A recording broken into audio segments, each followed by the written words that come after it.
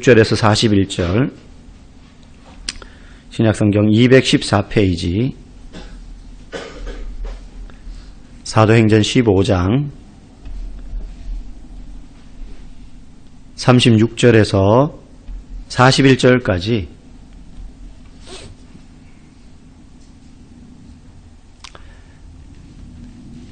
우리 한 절씩 읽고 41절은 같이 읽도록 하겠습니다. 다 찾으셨나요? 며칠 후에 바울이 바나바더러 말하되 우리가 주의 말씀을 전한 각 성으로 다시 가서 형제들이 어떠한가 방문하자 하고 바울은 밤빌리아에서 자기들을 떠나 함께 일하러 가지 아니한 자를 데리고 가는 것이 옳지 않다 하여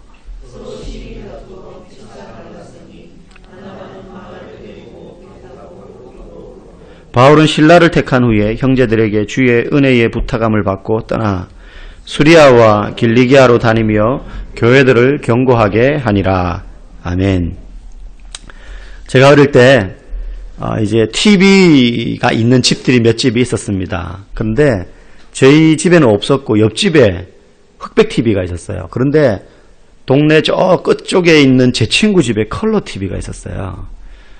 그러니까 이제 저희 집엔 TV가 없고 얼마나 TV가 보고 싶겠습니까? 하루 종일 놀았는데 또 TV 할 시간 5시인가 5시 반 되면 TV를 했잖아요, 그때는. 그 친구 집에 가는 거예요, TV 보러. 그럼 TV만 보고 오는 게 아니라 거기서 앉아가지고 저녁도 얻어먹고 집에 안 들어오는 거죠. 그럼 어머니가 온 동네를 찾다가 결국 그 집에 가면 저를 이제 찾아서 집에 데리고 오곤 했는데 아들이 계속 TV 있는 집에 가가지고 TV 보다가 그 집에서 밥까지 얻어먹고 오니까는 미안하잖아요. 그죠? 그래가지고 어쩔 수 없이 없는 살림에 컬러 TV를 샀어요. 다리 달리고 문 드르륵 여는 거 있잖아요, 예전에. 그거를 샀어요. 아들아, 우리 집에도 이제 TV 생겼다. 집에 들어와라. 뭐 이런 거죠. 그래가지고 이제 TV를 보곤 했었습니다. 옆집에 흑백 TV가 있었는데 왜 멀리 있는 친구 집에 컬러 TV를 보러 갔을까요? 흑백하고 컬러는 비교가 안 되는 거죠. 뭔가 안개 낀 것처럼 뿌연 장면만 보다가 천연색 컬러를 딱 보니까 너무 좋은 거예요, 이게. 뭐 어린이 프로 아니라도 그냥 너무 좋은 거예요.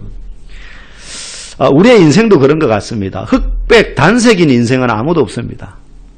컬러풀하죠. 빨간색이 있을 때도 있고, 초록색이 있을 때도 있고, 노란색이 있을 때도 있고, 하얀색. 막 이것들이 뒤섞여서 까만색처럼. 우리의 인생도 다양합니다. 그런데 다양한 게 나쁜 게 아니고 다양한 게 정상이죠. 만약에 단색으로만 살아가는 인생이 있다. 나는 내 인생은 항상 노란색이다. 봄처럼. 그런 사람 없습니다.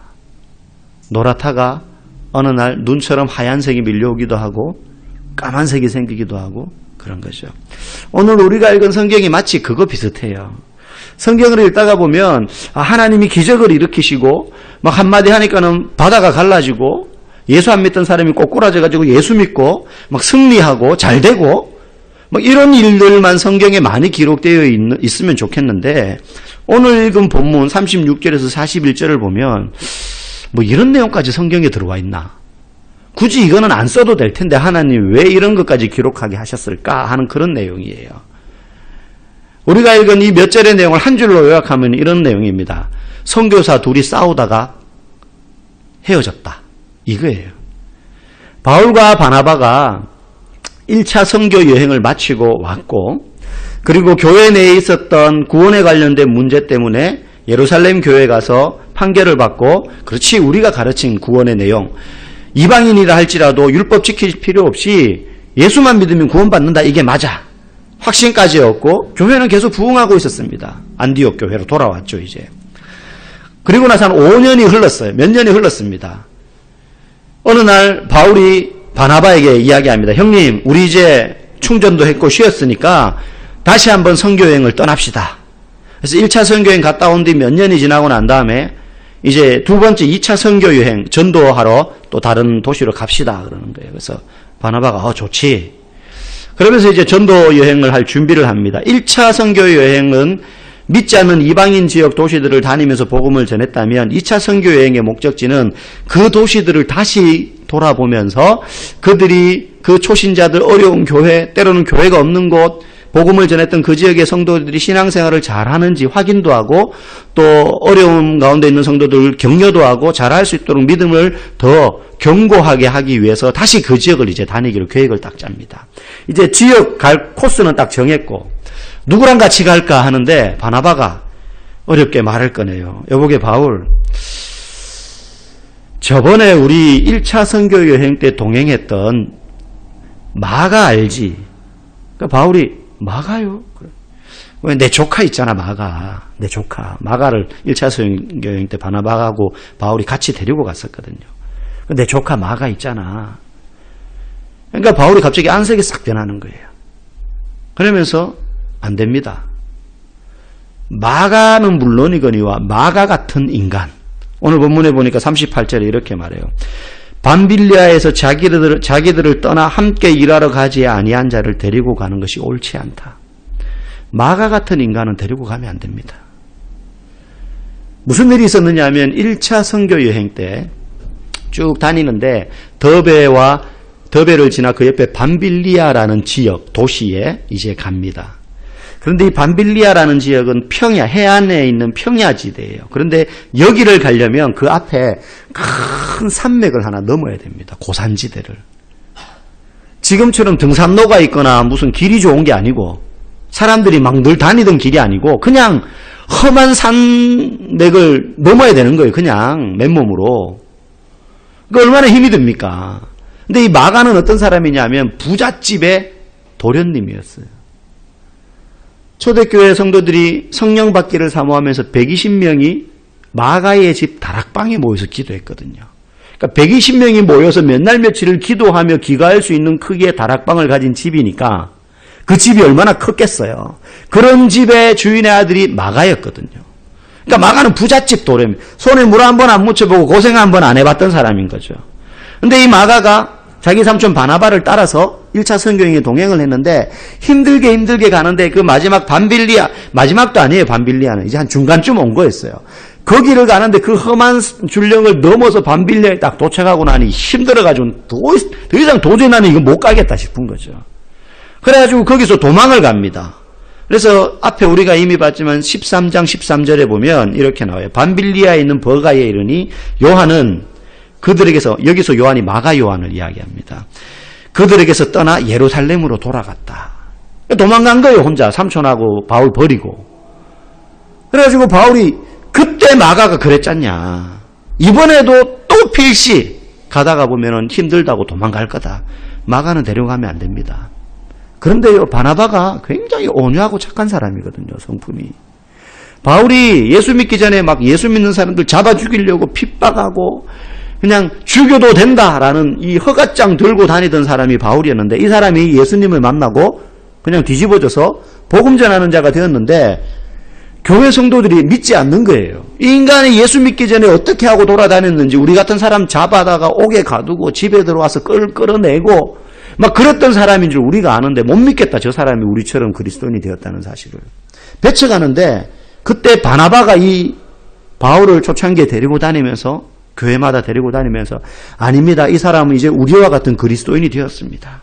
이 사람이 옛날에 복음을 핍박하던 그 사울이 아닙니다. 이름도 바울로 바뀌었습니다.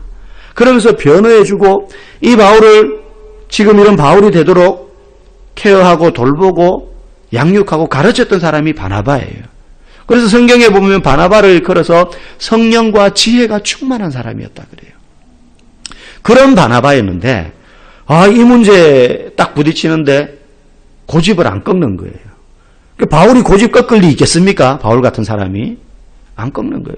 그래가지고 마가를 데리고 갈 것이냐 말 것이냐 문제로 서로 싸우다가 그러면 우리 따로 가자 헤어졌어요. 오늘 성경에 보면 피차 갈라섰다 그랬어요. 평생 죽고 못 살아서 결혼한 부부가 싸우다가 우리 이혼해가지고 갈라서는 것처럼 두 사람이 이제 영영 헤어져 버려요. 이 문제로. 어지간하면 한 마음을 품을 것 같은데. 그래서 바울은 실라라는 유대인으로 우리로 말하면 교포 2세죠. 부모님은 유대인인데 로마 시민권을 가지고 있는 바울 같은 사람이죠. 실라를 데리고 그냥 갑니다. 2차 선교여행을. 그리고 바나바는 마가를 데리고 구브로라는 섬. 구브로는 바나바의 고향이에요. 1차 선교여행 때도 갔던 지역입니다. 그러니까 따로 갈라져 버리는 거죠. 그리고는 헤어지게 됩니다. 헤어지게 돼요. 우리가 이걸 보면 무슨 선교사들이 둘이 이런 문제로 서로 싸우다가 화해 안 해가지고 결국에는 찢어졌네? 이런 정도로 우리가 볼 수 있지만 사실 이 다툼을 계기로 해서 하나님의 복음이 전파되는데 어떤 변화가 생기느냐 하면 마치 1세대, 바울 이전에 이미 복음을 왕성하게 전하는 데 앞장섰던 바나바, 베드로, 야고보 같은 사람들은 사도행전에서 자취를 감춥니다. 이제 15장 이후로 등장하는 인물은요 90% 바울이에요. 그러니까 바울이 쉽게 말하면 선교의 2세대인데 이방인 지역에 복음을 왕성하게 전하는 이 선교 사역의 주도권을 바울이 붙잡고 갑니다. 베드로나 뭐 이런 사람들이 복음을 안 전했다는 게 아니에요. 어쨌든 포커스가 바울에게 맞춰져서 막 복음이 막 세계로 막 뻗어나가기 시작하는데 이 다툼을 기점으로 이제 그 일이 생깁니다.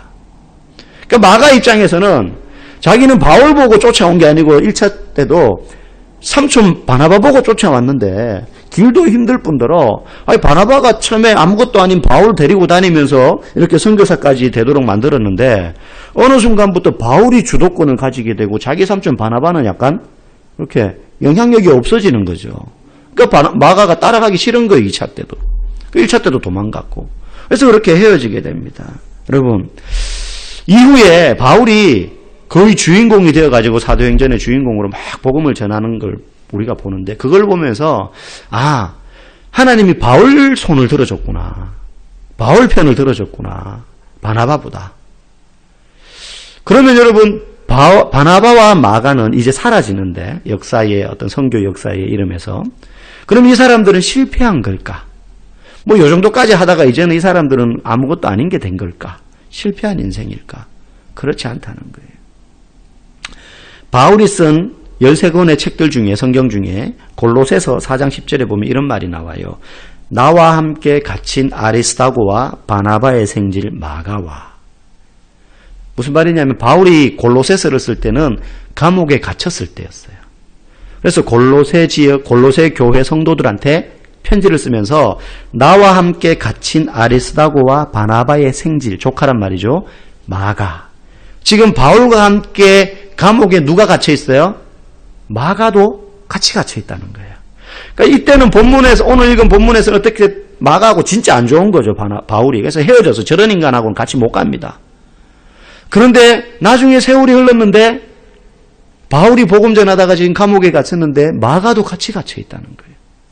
어떻게 된지는 모르지만 마가와 바나바의 관계가 오늘 읽은 본문하고 같지는 않다는 거죠. 모르긴 몰라도 바나바도 아마 마가도 바울처럼 복음 전하다가 지금 감옥에 갇혔다는 거예요. 그러면서 이 마가에 대하여 너희가 명을 받았으되 그가 이르거든 영접하라. 이제 마가는 곧 풀려난다는 거죠. 풀려나기로 되어 있다는 거예요. 그래서 풀려나서 너희들한테 가면 이 마가를 잘 영접해줘라. 이유가 뭡니까? 그 뒤에 11절에 보니까 이렇게 말해요. 이 사람들이 하나님 나라를 위하여 함께 역사한 자들인데 이들이 나의 위로가 되었다. 마가가 변했어요. 마가가 변했다는 거예요. 그리고 디모데후서 4장 9절에 보면 디모데후서는 바울이 죽기 거의 한 1, 2년, 2, 3년 전에 쓴 마지막 바울 서신입니다. 거기 이렇게 말해요. 디모데에게 말합니다. 네가 올 때에 이제 바울에게 오기로 했나 봐요. 디모데가 마가를 데리고 오라. 그가 나의 일에 유익하다. 바울이 자신의 어떤 노년의 마지막 때 이제 죽을 날이 얼마 남지 않았는데 전승에 의하면 성경에는 안 나오지만 바울은 도끼에 목이 베어서 순교당했다고 전해집니다. 어쨌든 이 바울이 이제 마지막 죽을 날을 얼마 앞두고 나서 보고 싶은 사람이 얼마나 많겠어요. 그죠? 그런데 그 중에 네가 올 때 마가를 꼭 데리고 와라. 내가 그를 보고 싶다. 그렇게 유언처럼 마가를 부탁합니다. 한때는 선교길이 힘들어서 포기하고 도망갔던 마가였지만 성경에 나오진 않으나 이 마가를 포기하지 않고 데리고 다니면서 양육하고 훈련시키고 그저 부잣집 샌님 도련님 같아서 고생하기 싫어했던 그런 마가를 가르치고 길러서 하나님 나라의 귀한 동역자로 만들어 세운 인물이 바나바였다는 거예요. 바나바. 그래서 우리 새가족부가 있는데 보면은 처음에 오면 왜 그 새가족을 돕는 사람들 바나바 뭐 이렇게 말하잖아요. 그죠? 여러분, 인간적인 눈으로 볼 때 우리는요, 쉽게 저 사람 인생은 실패했어. 저 사람은 성공했어. 저 사는 거 보면 저 사람은 진짜 성공했다. 전 찌질이하게 실패한 인생. 우리는 이렇게 쉽게 평가합니다. 보통 세상은요, 명성을 얻고 돈을 많이 벌고 그리고 좋은 차 타고 그리고 노후를 편안하게 살 준비를 해놓은 사람 보고 우리는 성공했다 그럽니다. 교회가 건물을 새로 짓고 땅을 많이 사고 성도들이 많아지면 성공했다라고 이야기합니다. 근데 만약에 그게 성공이라면 하나님도 그걸 성공이라고 본다면 우리 앞서서 예수 믿는 것 때문에 목이 잘리고 옥에 갇히고 짐승에게 뜯기고 고문을 당해서 폐가 망신하고 지금도 이름 없이 복음을 듣지 아니한 미정도 종족 지역에 가서 복음을 전하는 수많은 선교사들이 있고 그리고 가난하고 헐벗고 소외받은 쪽방촌이나 그리고 사창가에 가서 그들에게 복음을 전하는 수많은 사역자들이 있어요. 그 사람들이 다 실패한 거냐 하는 말이에요. 양육 4단계를 마치면 양화진에 있는 외국인 선교사 묘원에 갑니다. 거기 가면 우리가 잘 아는 유명한 언더우드 아펜젤러, 헐버트 박사는 이런 묘소들이 쭉 있어요. 그리고 비석이 있고 그분들의 생년월일이랑 기념비가 세워져 있죠. 근데 양화진을 가도 안내를 할 때 다 그런 데를 안내해 줍니다. 그런데요, 그 밑으로 내려가서 저 외곽으로 돌아가면 안내해 주지 않는 비석들이 있어요. 그 비석들은 크기가 요만합니다. 작아요. 근데 그걸 가만히 보다 보면 그 비석들 중에 이름이 없어요. unknown 이렇게 돼 있어요. 이름 모른다. 무명, 우리로 말하면. 이름 없는데 생년월일은 있어요. 언제 태어났는데 언제 죽었다. 근데 보면 태어난 지 일주일 만에 죽은 사람들이 아기들 비석이 아기들 비석. 근데 이 아기들이 왜 죽었느냐 하면 선교사들이 120년 전에 그 파란 눈의 선교사들이 조선이란 땅에 어디에 붙었는지도 모른 채로 배를 타고 몇 달을 대서양을 건너 태평양을 건너 조선 땅에 오는 동안 임신한 상태로 이제 복음 전하러 선교사로 오는 분들 중에 배에 내리자마자 아니면 배에서 아기를 낳았는데 내리자마자 풍토병으로 질병으로 적응 못해서 아기들이니까 태어난 지 3일 만에 일주일 만에 보름 만에 죽은 아이들이 그러니까 이름도 못 지은 거예요. 이름도 못 짓고 죽은 선교사의 자녀들의 비석이 거기에 세워져 있어요. 그러니까 unknown이라는 돼 있는 데는 다 거의 대부분 그런 아기들 비석이에요. 실패한 인생입니까?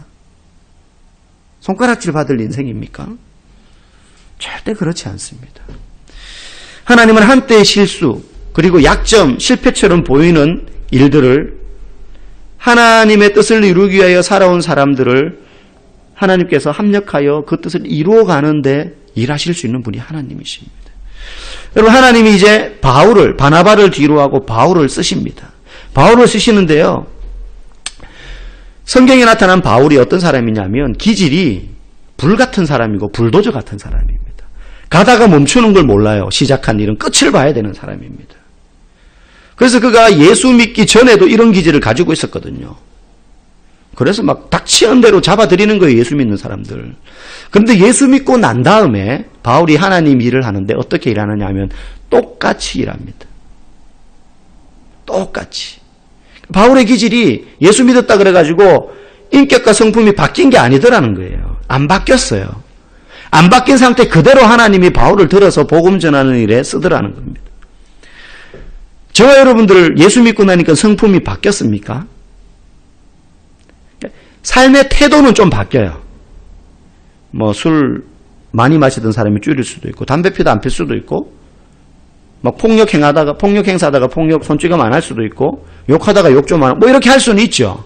근데 그거 말고 우리 안에 있는 본성과 기질과 성품이 온유하고 온화하고 사랑이 충만한 그런 사람으로 바뀌더냐 말이에요. 여러분 남편 아내 한번 보십시오. 자신을 한번 보십시오. 안 바뀝니다. 여러분 주변에 예수 믿은 사람들이 다 봄바람처럼 살랑살랑거리는 성품으로 바뀌더냐 말이에요. 아닙니다.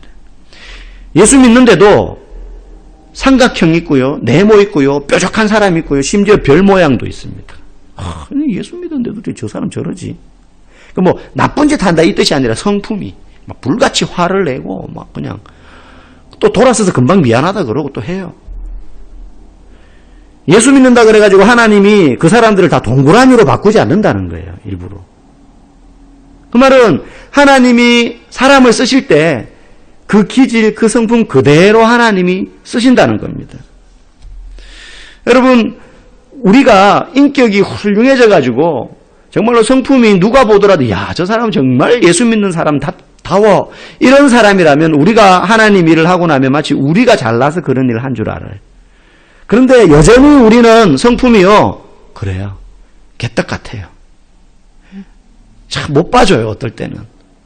한없이 천사 같다가도 어떨 때는 마귀하고 친구 같아요. 우리 성격은 그래요. 목사도 그렇습니다. 사모도 그래요. 우리 애들이 그래요. 엄마는 전화 받을 때만 천사고 전화 끊고 나면 악마 같다고. 마귀 할멈 같다고. 아, 권사님, 네, 집사님. 그러다가 전화 딴 거는 야, 빨리 씻어. 안 씻어? 셋만에 씻어. 막 이렇게 되는 거죠. 애들이 막 헷갈리는 거예요. 우리 엄마 사모님, 우리 아빠 목사인데. 우리의 기질과 성품이 예수 믿는데도 그대로 있는 이유가 뭐냐면 하나님은 그거를 막 깎고 다듬어서 다 동그라미로 때려 깎아가지고 동그라미 되고 난 다음에 쓰려고 하는 게 아니고 급한 사람은 급한 대로, 불같은 사람은 불같은 사람대로, 느린 사람은 느린 대로 그대로 그 모양 그대로 하나님이 쓰신다는 겁니다. 바울은요, 에너자이저 같은 사람이었습니다. 막히면 뚫고 가고 느리면 뛰어가고 안 되면 다 넘고 가고 이런 사람이었어요. 이중심의 사람, 목적지향적인 사람. 근데 바나바는 관계 중심, 사람 중심이죠. 아니, 전에 실패했어도 다독거려가지고 또 좀 데리고 갑시다. 이거였어요, 마가를. 그러니까 우리는 보통 이중심의 사람은 좀 나쁘다 그러고 관계 중심의 사람은 좋은 것처럼 이야기하는데 좋고 나쁘고가 없어요. 그러면 하나님은 일은 못해도 관계를 잘하는 사람만 쓰시나? 그렇지 않습니다. 이게 다 섞여 있어야 되는 거예요, 이게. 그 사람은 그 사람 나름대로 쓴다는 겁니다. 하나님은요, 골고루 이 사람 저 사람 다 쓰십니다. 여러분, 노련한 목수는 연장 탓하지 않습니다. 실력 없는 목수가요, 저도 뭐 나무로 뭐 다듬는 거 좋아하지만, 실력 없는 아마추어가요, 막 톱 막 써, 전기톱 맹해서, 역시 메이드 인 차이나 이게 안 돼. 정밀도가 떨어져. 막 이러죠. 노련한 목수는요, 손톱 가지고도 정확하게 씁니다. 하나님은 그 어떤 목수보다도 연장을 노련하게 다룰 줄 아는 분이에요. 우리가요, 어떤 연장은 이도 빠져 있고요, 어떤 연장은 막 녹도 쓸어 있고요, 손잡이가 좀 썩어 있고 그래도요, 노련한 목수는 그거 다 해가지고 씁니다. 못하는 사람이 이거 이 빠졌네, 버려, 새 거 사야지, 이러지. 그분의 손에 붙잡혀서 꼭 필요한 일에 쓰이고 싶다는 순종의 준비가 되어 있으면 하나님이 쓰신다는 거예요. 좀 부족해도, 좀 성격 기질적으로 좀 개팍해도 하나님 쓴다니까요. 그래서 빌립보서 1장 18절에 이렇게 말해요, 바울이. 그러면 무엇이뇨? 외모로 하나 참으로 하나 무슨 방도로 하든지 전파되는 것은 그리스도다. 이게 수단과 방법을 가리지 말고 복음 전해야 돼, 이 뜻이 아니고, 어떤 사람은 외모로 하나 참으로 하나, 어떤 사람은요, 수줍고 말주변도 없고 어디 나가서 저 예수 믿습니다 이런 말도 못해요. 그런데 나름대로 신실해요.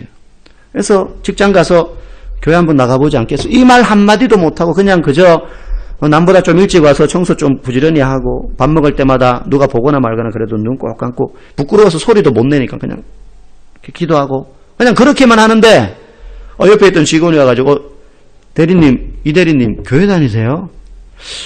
대리님 좀 우리하고 같이 뭐 술 마시는 자리 가도 그래도 좀 그래도 우리하고는 다른 것 같더라. 교회 다녀서 그렇구나. 그러면서 관심을 가질 수 있는 거죠. 외모로 하나 참으로, 어떤 사람은 막 그냥 붙잡고 예수 믿으라, 이런 것도 잘하는 사람이 있어요. 외모로 하나 참으로 하나 무슨 방도로 하든지 전파되는 건 그리스도다는 거예요. 그러면 된다는 거예요. 다 불같은 전도자가 될 수 없습니다. 그럴 필요도 없고. 그렇다고 다 순맥이 돼가지고 뭐 이럴 필요도 없죠. 다 기질과 성품마다 다른데 하나님이 쓰시고자 하시는 사람, 그리고 쓰려고 준비된 사람은 쓰신다는 거예요.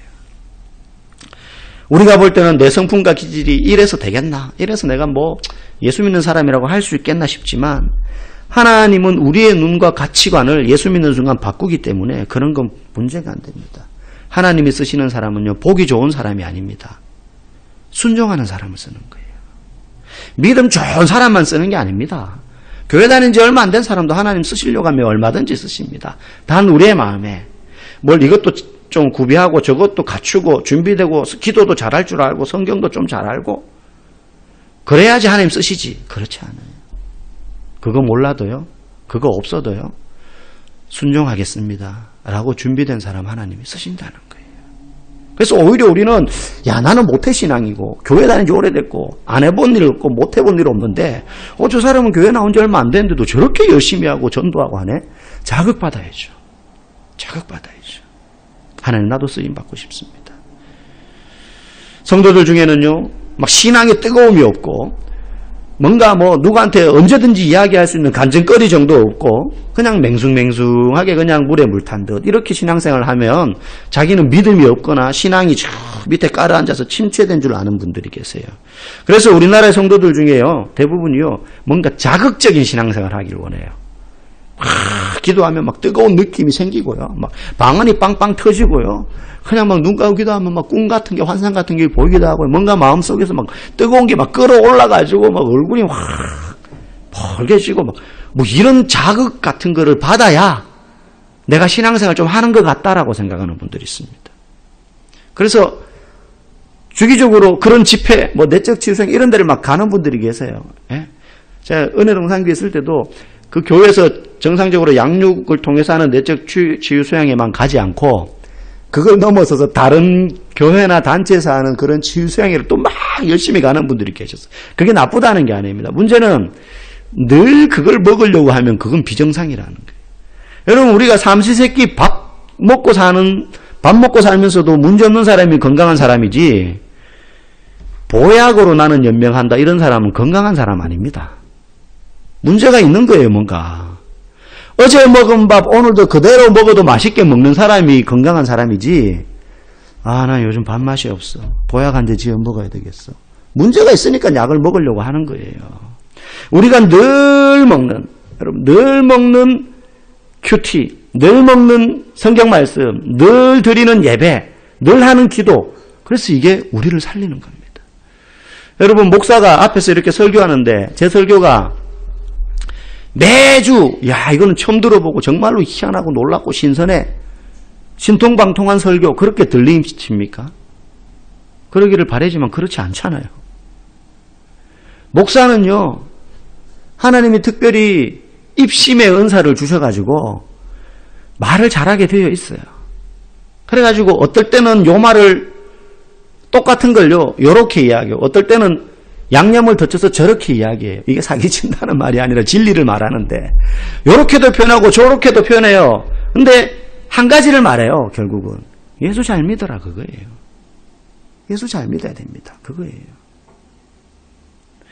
여러분 똑같은 이야기를 요렇게 저렇게 다르게 하지만 듣는 이들이 믿음이 좋아서 그거를 은혜로 받고 때로는 지난주 들은 성경 말씀을 한 주만 지나면 까맣게 잊어먹기 때문에 매주 새로운 걸 듣는 것처럼 듣기 때문에 우리가 설교 듣는 거예요. 맨날 먹는 밥이 저와 여러분을 살게 하는 겁니다. 맨날 드리는 예배, 큐티 기도하는 게 우리를 살게 하는 것입니다. 여러분 믿음은요. 내 문제를 하나님이 해결해 주실 것이다 라는 것을 믿는 것만 믿음이 아닙니다. 그건 믿음의 일부분이에요. 한 단면이에요. 믿음은 하나님의 성품을 믿는 겁니다. 이런 거죠. 자식이 우리 집 아들이 저는 아빠 믿어요 라고 말할 때 아빠가 제 학용품 살 때 되면 돈을 주니까 믿는 겁니까? 아빠가 내가 필요할 때 맛있는 거 사주고 먹여주고 입혀주기 때문에 자식이 아빠를 믿나요? 아니에요. 그냥 아빠의 성품 자체를 그냥 믿는 거예요. 우리 아빠 자체를. 하나님을 믿는 것은 하나님이 내 기도를 들어주시기 때문에 믿는 게 아니고 하나님의 성품을 믿는 거예요. 어떤 성품? 그분은 신실하시다. 신실하다는 말은 어제나 오늘이나 내일이나 변함없다 이 뜻이에요. 우리는 어제 오늘 내일이 다릅니다. 늘 변해요. 우리는. 오늘 결정해도 내일 어떻게 바뀔지 모릅니다. 그런데 하나님은 안 바뀌어요. 그래서 신실하신 하나님의 성품을 믿는 겁니다. 그렇기 때문에 그리 아니하실지라도 그분을 믿는 거예요. 때로는 기도했는데 이게 언제 응답될지 모를 만큼 길어져요. 그럼에도 불구하고 그분이 신실하시다는 것을 알기에 그분을 믿는 거예요. 이게 믿음이죠. 우리의 눈에 실패처럼 보이는 것조차도 하나님은 하나님의 일을 이루는 과정으로 사용하십니다. 여러분, 지금 안 된다고 낙심하고 실패하고 좌절하지 마십시오. 내 성격, 내 모양이 이 모양이 있고 있는데 내가 무슨 일을 하겠나? 그렇지 않습니다. 하나님, 그럼에도 불구하고 나를 쓰신다면 내가 귀한 하나님 일에 쓰임 받겠습니다. 내가 직장에서 일하고 사업장에서 일하고 그리고 가정에서 자녀들을 양육할 때 하나님을 기쁘게 하는 삶을 살겠습니다. 여러분, 하나님은 우리의 성품을 바꾸지 않고 방향만 바꾸십니다. 전에는 일하고 돈 벌고 공부하는 게 나를 위해서 때로는 그게 죄 짓는 길로 향하는 것이었지만 이걸 방향을 딱 트니까 하나님을 위한 일로 쓰도록 우리를 이끌어 가시거든요. 저와 여러분들이 절대로 지금 낙심할 필요 없고 실패했다고 생각할 필요 없고 하나님 쓰시는 인생 되기를 간절히 소원합니다. 마지막으로 한번 따라 합시다. 생긴 대로 쓰임 받읍시다. 우리 옆에 분 얼굴 보면서 이렇게 인사합시다. 얼굴 보시면서 생긴 대로 쓰신다. 그렇게 쓰임받는 여러분들 되기를 간절히 소망합니다. 함께 우리 찬양